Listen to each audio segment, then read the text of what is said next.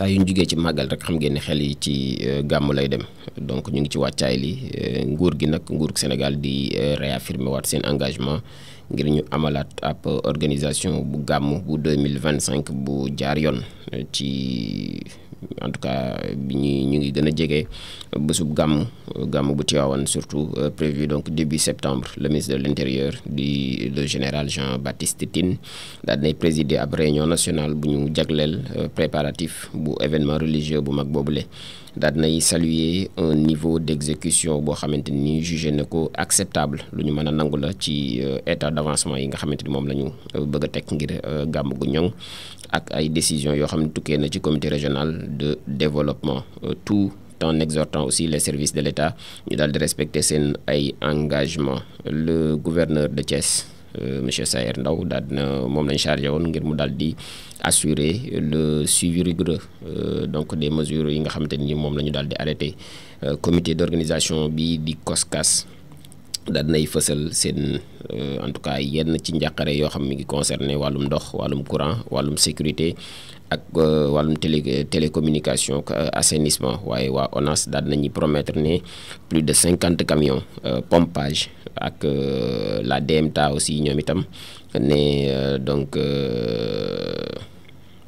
dañ taxawal lu toll 4000 chaises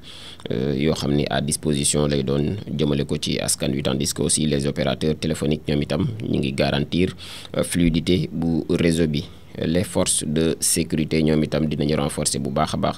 seen ay dispositifs ngir ñu daal di assurer le bon déroulement du rassemblement religieux boobee ñu gën koo xam ci gàmm. Scandale bi nekk ci Azer ba léegi mi ngi wéy di moom itam 5 milliards yoo xam ni nee nañ daal dañuy furaas ni daal di xëddeen kenn xamul fu mu jaar. Silence complice bi nga xamante ni moom Thierno Alassane Sall joxoñ na ko pouvoir bi ne daal dañ cee amal ak cell goo xamante ni kenn xamul fu mu jaar mu ngi dénoncer une bombe à retardement ci donc 5 milliards yu Azer yooyu. C'est un véritable donc séisme politique bu ñu sukkandikoo ci Thierno Alassane Sall bi accusé régime bu yees bi ne dañoo nekk complice ci ab détournement bu tolloog 5 milliards de francs CFA ci mbirum Azer ak AEE Power EPC. bu ñu sukkandikoo ci moom ngeen baal ma malgré les preuves yi nga xam ni yu accablante la yu mu daal di fësal mu ngi affirmé waat ne génnewaat na depuis plus d'un an bu affirmé na donc ni fournir na ay preuves depuis plus d'un an maanaam at a ngi nii teg na ay preuves ci loxoy gouvernement bi. waaye le gouvernement dañoo choisir daal di noppi mu nekk nag silence bu coupable boo xam dafay continuer de couvrir un dossier explosif qui menace de faire vaciller sa crédibilité. L'ancien ministre mi ngi wax ni itam am na ay effets annonces mensongers yoo xam ne am na ci autour donc de l'électrification maanaam li ñu wax ni ay réewi kaw yu ci bëree dañ leen a électrifié mu ni am na daal loo xam ni du ci dëgg. mu ngi dénoncer un régime boo xamante ni dafa nekk ci ab slogan rek di jubal jubanti waaye di nëbb benn réalité ak dëgg goo xamante ni tache noire de corruption et de manipulation la ko daal di dàkkantale moom Thierno Alassane Sall face à ce qu'il décrit comme un scandale d'État. moom mu ngi interpellé waat directement le procureur de la République. Donc di dénoncer une justice paralysée laissant planer la menace d'une bombe politique prête à éclater à tout moment. Mairie bu Dakar Barthélémy Diaz ak son camp ñu ngi accuser donc le régime de coup de force électorale ne daal dañ leen bëgg a jaay doole moom Barthélémy Diaz ak ñoñam. Le mouvement Sénégal bi ñu bokk nga xam ne moom moo di mouvement bi nga xam moom la daal di tëral moom Barthélémy Diaz di dénoncer benn manœuvre précipitée et illégale ne daal li ñu nas nii jaarul ci yoon te lu ñu yàkkamti la ñeel ministère des collectivités territoriales bi nga xam lu mu bëgg mooy organiser ay élections pour daal di remplacer le maire de Dakar alors que son recours bi nga xamante ni dugaloon na ko mi ngi encore pendant devant la Cour suprême mu ngi ci loxoy Cour suprême ba léegi. donc pour partisans yi Barthélémy Dias yooyu nag décision bi dafay traduire une volonté politique ngir daal di passer en force au mépris donc du droit et des règles démocratiques. ñu ngi wéerandiku daal ci la constitution ak le code des collectivités territoriales. Le mouvement di accuser le ministre ak le préfet de Dakar ne daal dañuy salfaañe la séparation des pouvoirs, daal di orchestrer itam une violation flagrante de l'état de droit. mi ngi woowaat donc ces forces vives wala les forces vives ñu daal di mobiliser wu contre ce qu'il qualifie de coup de force électorale menaçant la stabilité institutionnelle du pays. muy réewum Sénégal gi. Sénégal ak 147 migrants yi nga xamante ni itam ba léegi ñu ngi au large un réseau de passeurs boo xamante ni itam ñoo nga ca démantelé nañ leen. Une pirogue surchargée de 147 migrants la ñu daal di jàppandi, dont 20 femmes et 12 mineurs. daal nañ leen di arraisonné donc par la marine sénégalaise ci wetu côte gambienne yi. mu nekk scène dramatique boo xam dafay wanewaat la gravité du phénomène migratoire. nekk na lu doy waar ba léegi mu ngi wéy. muy mbëkk mi ngi continuer donc di transformer l'océan en cimetière ci baree bari daal ci doomi Afrique, pour ne pas dire doomi Sénégal. ñàkk nañ fa seen bakkan ca géej googule. Potentiel pour des candidats donc à l'exil, désespérés, recrutés et manipulés par des passeurs sans scrupules. ci ginnaaw voyage mortel yooyu li ci nëbb rek moom mooy ay réseau yoo xam ne yu structuré lay doon, yu ñu teg ak xel, où chaque place dañ koy monnayer entre 300 000 ak 600 000 francs CFA. benn place bu nekk daal mu ngi jógee ci 300 000 jàpp 600 000 francs CFA, révélant l'ampleur d'un trafic lucratif sur le dos de vies fragiles.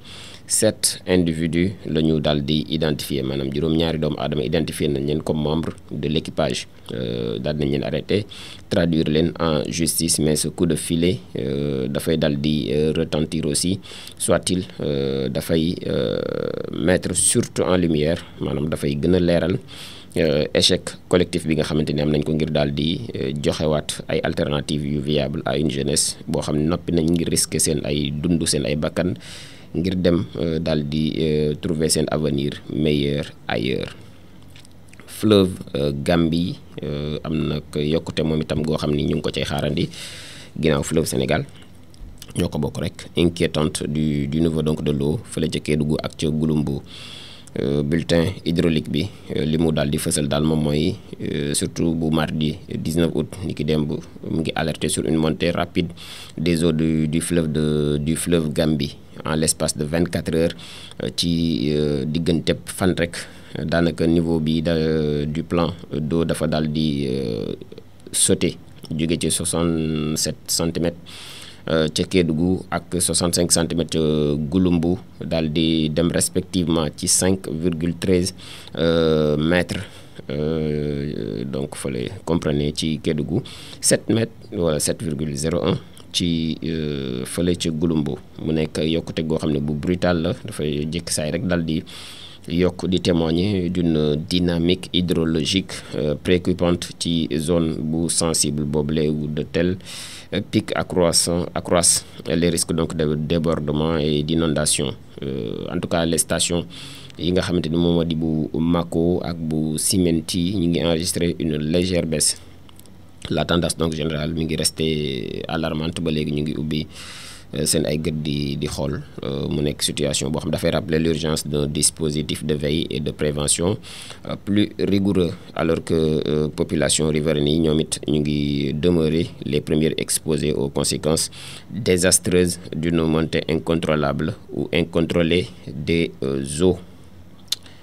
CHAN 2025, championnat d'Afrique des nations bu atum 2025, ñoom gaynde yi ñi nga xam ñoo fa teewal Sénégal ñu ngi en quart malgré qualifié nañ quart de finale, malgré nul bi nga xam ni bu poussif la am nañ ko contre le Soudan ni ki démb. Donc les Lions locaux du Sénégal valide nañ seen ticket pour quart de finale bu CHAN 2025 bi mardi fële ca Zanzibar, ginnaaw ab match nul boo xam ni am nañ ko bu éclatant face au Soudan. Tenant du titre ñoom sénégalais yi daal nañuy terminé donc deuxième bu groupe D boobee nga xam ci lañ daal di bokkoon avec 5 points obtenus grâce à une victoire sur le Nigeria et 2 matchs nuls malgré donc une possession largement en leur faveur ñoom gaynde yi Pape Thiaw yi